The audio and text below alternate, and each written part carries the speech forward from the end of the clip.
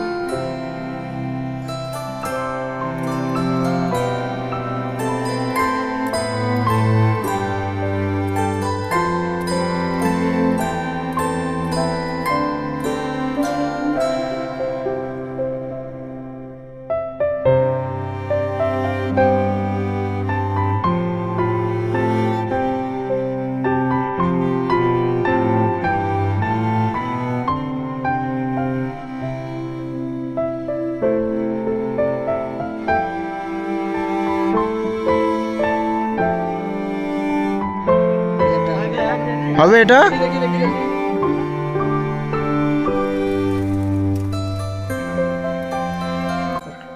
তো সমাপ্ত হলো আজকে আমাদের কর্মসূচি। আর একবার ধন্যবাদ জানাই মানুষ মানুষের জন্য সংগঠনকে, যার জন্য আজকের দিনটা ঠিকঠাকভাবে করতে পারলাম। আশা রাখি আগামী দিনেও ভগবানের আশীর্বাদে, বাবা মার আশীর্বাদে দিনটা আবার পালন করতে পারবো। ধন্যবাদ।